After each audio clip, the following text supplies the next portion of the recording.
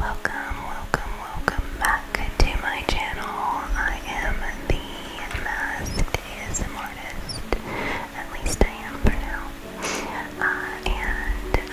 Thank you for joining me in tonight's whispered ASMR lo-fi reading of the last of the Mohicans. Excuse me. So we will start with our triggers, clearing our space, setting our intention, and then we will go into our summary, and then we will read chapter 16. So the candle is actually already lit because I had to start recording again. So we're just gonna let the candle be lit and go ahead and set our intention that tonight's reading inspire the greatest and highest good.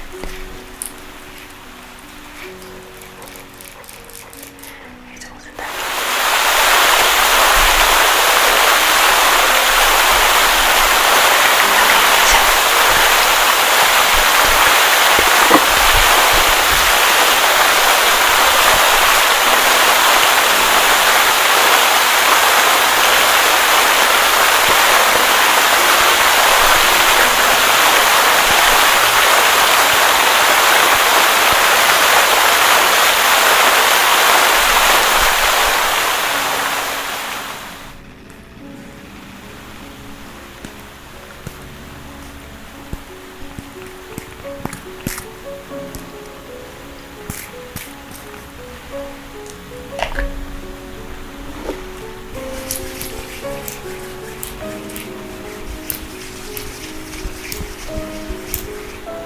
Just gonna take a few deep breaths, right, as we get relaxed and calm and ready to drift off into dreamland as I, read you to sleep. So, chapter 15 opens up about 5 days into the current battle between the French and the British, when Hayward notices that 2 white flags are being flown, which means that a truce had been reached, or at least for now.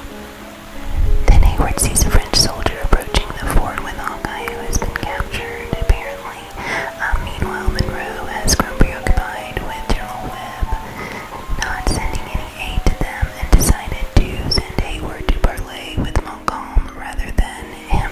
Also, no one knew this at the time, but Montcalm kept the letter from Webb that had been given to Hawkeye to send to Monroe, which requested Monroe to meet with Montcalm and not anyone else, which seemed important to note. So then we find Montcalm to be professional and courteous, surrounded by his officers and natives. Particularly Magua, who is giving the evil eye, if you will. Montcalm suggests a surrender since the British are so outnumbered and their defense is futile against the natives. Hayward still does not learn of the letter kept from Monroe by Montcalm, and leaves with another request from Monroe to meet with Montcalm, and that's where we pick up in chapter 16.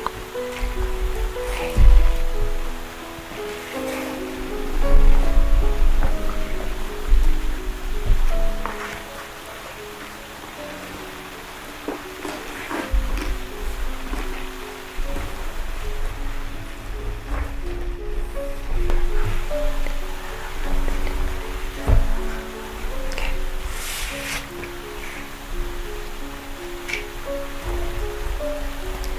Chapter 16. Before you fight the battle of this letter. Okay, so that was a quote from King Lear, which is Shakespeare, and I did see that at the Shakespeare Festival when I was young. It was long and it was tragic, I do recall. Major Hayward found Monroe attended only by his daughters. Alice sat upon his knee and parting the gray hairs on the forehead of the old man with her delicate fingers, and whenever he affected to frown on her trifling, appeasing his assumed anger by pressing her ruby lips fondly on his wrinkled brow.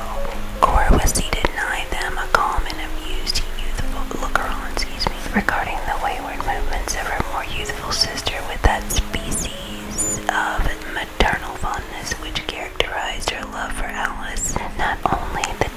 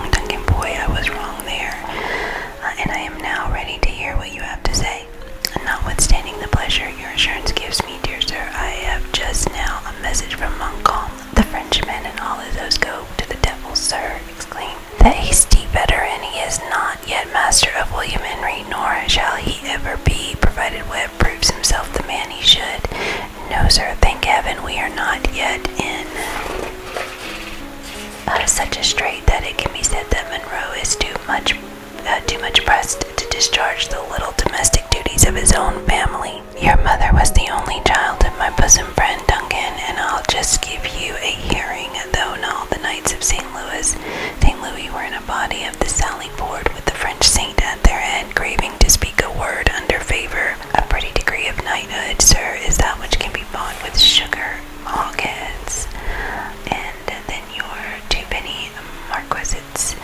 The thistle is the order for dignity and antiquity, the veritable memo, me, impune, licit of chivalry. Looks like they're speaking French again. He had ancestors in that degree, Duncan, and they were an ornament to the nobles of Scotland. Hayward, who perceived that his superior took a malicious pleasure in exhibiting the contempt for the message of the French general, was fain to humor a spleen that he knew would be short-lived. He therefore replied with as much indifference as he could assume on such a subject. My request, as you know, sir, went so far as to presume to the honor of being your son. Hey, boy, you found words to make yourself very plainly comprehended, but let me ask ye, sir, have you been as intelligible to the girl? On my honor, no, exclaimed Duncan warmly. There would have been an abuse of confided trust had I taken advantage of my situation for such a purpose. Your notions are those of a gentleman, Major Hayward, and well enough in their place, but Cora Monroe is a maiden too discreet and of a mind too elevated and improved to need the guardianship even of a father. Cora, Cora, yes, we are talking of your pretensions to Miss Monroe, are we not, sir? I was not conscious of having mentioned her name, said Duncan, stammering. And to marry whom, then, did you wish my consent, Major Hayward? Demanded the old soldier, erecting himself in the dignity of offended feeling. You have another and not less lovely child. Alice, exclaimed the father in an astonishment equal to that with which Duncan had just repeated the name of her sister. Such was the discretion of my wishes, sir. The young man awaited in silence the result of the extraordinary effect produced by a communication, which, as it now appeared, was so unexpected. For several minutes Monroe paced the chamber with long and rapid strides, his rigid features working convulsively, and every faculty seemingly absorbed in the musings of his own mind. At length he paused directly in front of Hayward, and riveting his eyes upon those of the other, he said with a lip that quivered violently, Duncan Hayward, I have loved you for the sake of him whose blood is in your veins. I have loved you for your own good qualities, and I have loved you because I thought you would contribute to the happiness of my child. But all this love would turn to hatred were I assured that what I so much apprehend is true. God forbid that any act or thought of mine should lead to such a change, exclaimed the young man, whose eye never quailed under the penetrating look it encountered. Without adverting to the impossibility of the other's comprehending those feelings which were hid in his own bosom, Monroe suffered himself to be appeased by the unaltered countenance he met, and with a voice sensibly softened, he continued, You would be my son, Duncan, and you're ignorant of the history of the man you wish to call your father. Sit ye down, young man, and I will open to you the wounds of my seared heart in a few words as may be suitable. By this time the message of Montcalm was as much forgotten by him who bore it as by the man whose ears it was intended. Each drew a chair, and while the veteran commanded a few moments of his own thoughts, apparently in sadness, the youth suppressed his impatience in a look and attitude of respectful attention. At length the former spoke. You'll know already, Major Hayward, that my family was both ancient and honorable, commenced the Scotsman, though it might not altogether be endowed with that amount of wealth that should correspond with this degree. I was maybe such a one as yourself when I plighted my faith to Alice Graham, the only child of a neighboring laird of some estate. But the connection was disagreeable to her father on more accounts than my poverty. I did therefore what an honest man should, restored the maiden her troth, and departed the country in the service of my king. I had seen many regions and had shed much blood in different lands, but duty called me to the islands of the West Indies. There was my lot to form a connection with one who in time became my wife and the mother of Cora. She was the daughter of a gentleman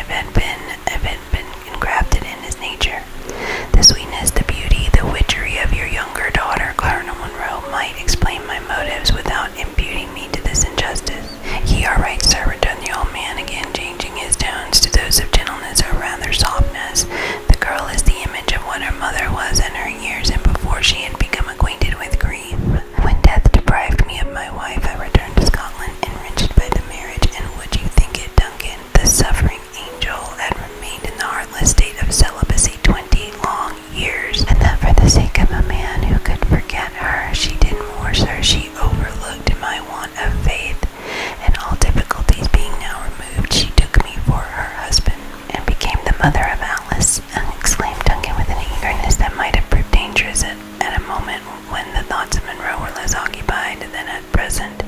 She did indeed, said the old man, and dearly did she pay for the blessing she bestowed, but she is a saint in heaven, sir, and it ill becomes one whose foot rests on the grave to mourn a lot so blessed. I had her but a single year, though a short term of happiness for one who had seen her youth fade in hopeless pining. There was something so commanding in the distress of the old man that Hayward did not dare to venture a syllable of consolation. Monroe sat utterly unconscious of the other's presence, his features exposed and working with the anguish of his regrets, while heavy tears fell from his eyes and rolled as if suddenly recovering his recollection. When he arose and taking a single turn across the room, he approached his companion with an air of military grandeur and demanded, "Have you not, Major Hayward, some communication that I should hear from the Marquis de Montcalm?" Duncan started in his turn and immediately commenced in an embarrassed voice the half-forgotten message. It is unnecessary to dwell upon the evasive though polite manner with which the French general had eluded every attempt of Hayward to worm from him the purport of the communication he had proposed making, or on the decided, though still polished message by which he now gave his enemy to understand that unless he chose to receive it in person, he should not receive it at all. As Monroe listened to the detail of Duncan, the excited feelings of the father gradually gave way before the obligation of his station. When the other was done, he saw before him nothing but the veteran swelling with the wounded feelings of a soldier.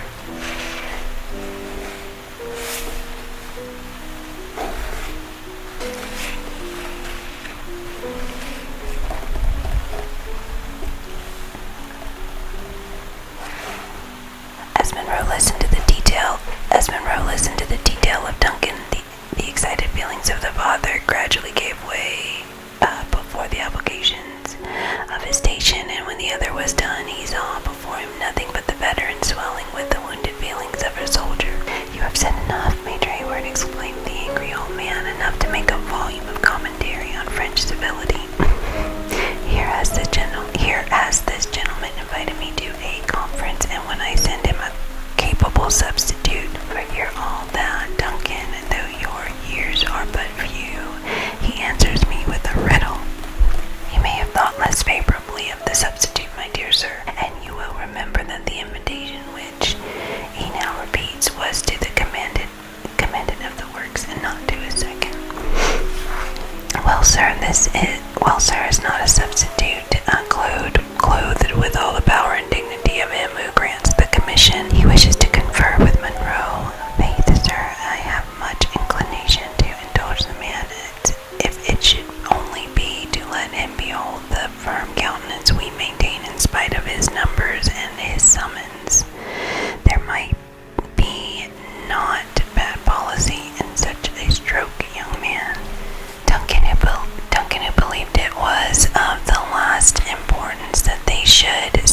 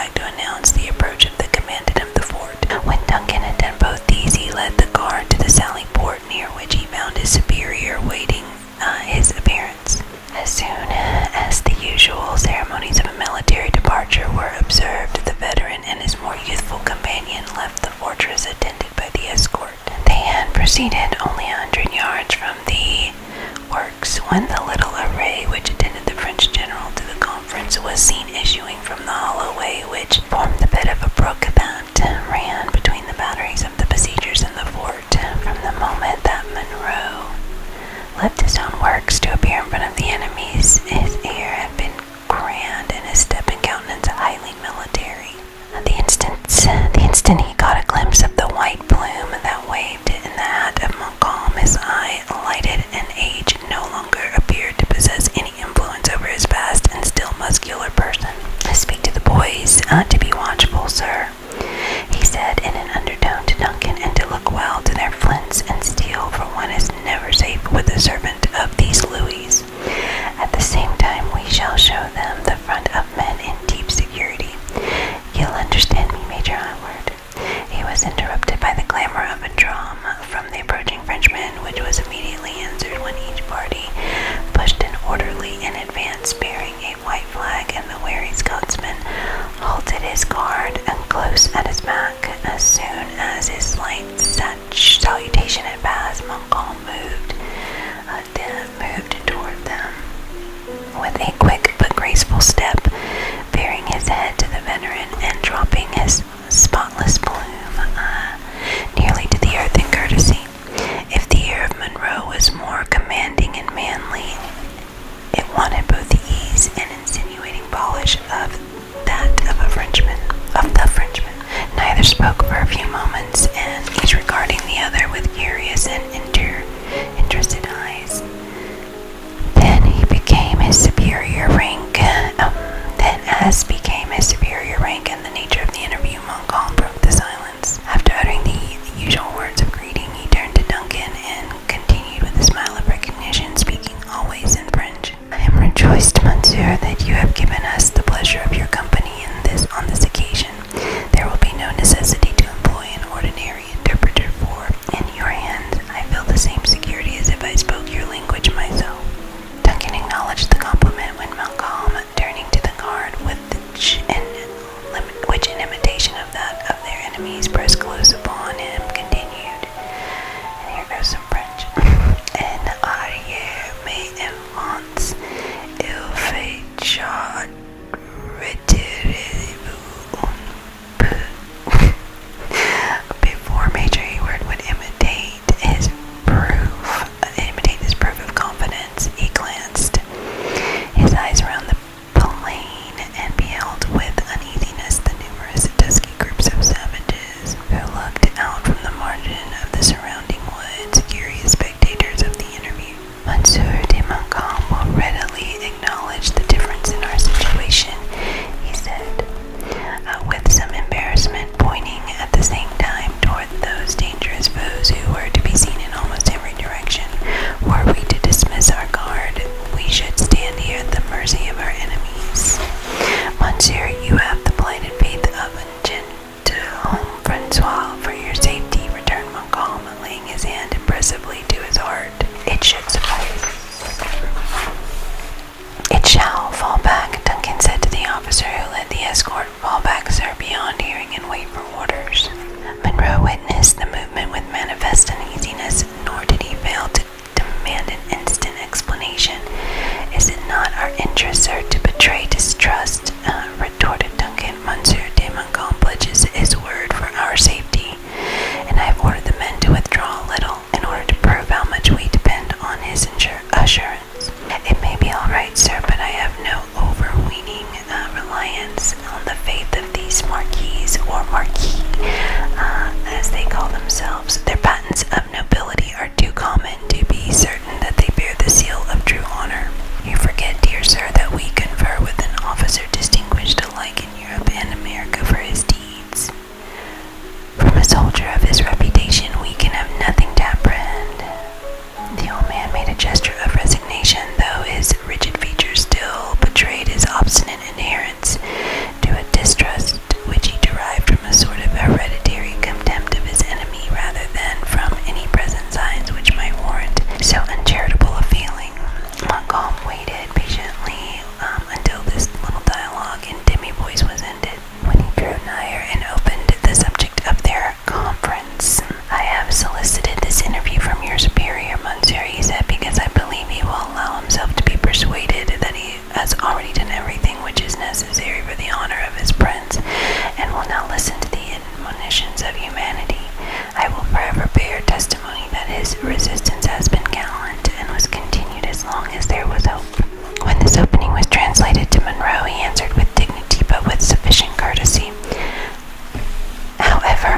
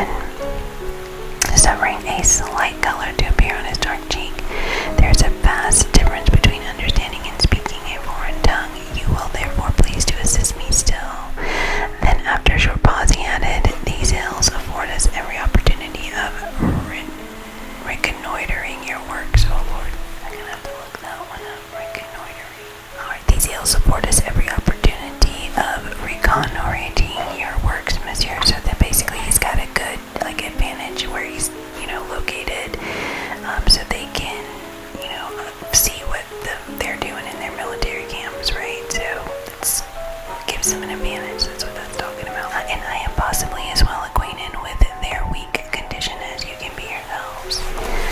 Ask the French general if his glasses can reach to the Hudson, said Monroe proudly, and if he knows when and where to expect the army of Webb. Let General Webb be his own interpreter, returned the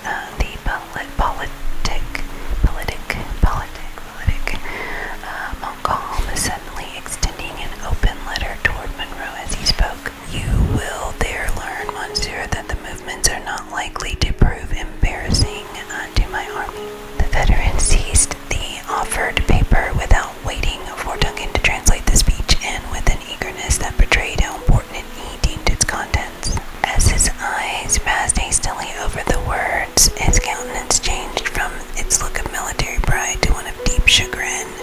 His lip began to quiver, and suffering the paper to fall from his hand, his head dropped upon his chest like that of a man whose hopes are withered in a single blow. Duncan caught the letter from the ground, and without apology for the liberty he took, he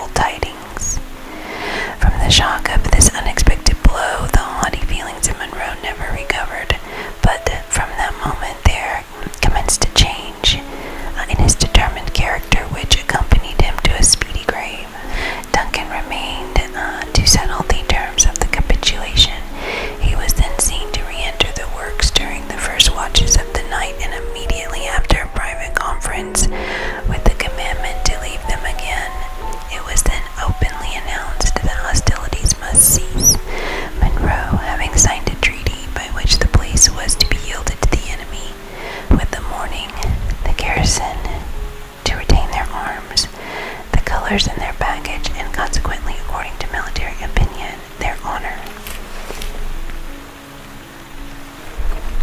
Alright, so we're really getting into the story, like we're getting deeper and deeper, right? We're not just going through the woods, dodging, like getting killed. Well, we kind of still are because they're fighting, but yeah, so we're now like getting into, I guess, like more of what's going on at the between the French and the English, Monroe and Montcalm, and yeah. So, okay, well, let's go ahead and stop here. I want to give a summary. I'll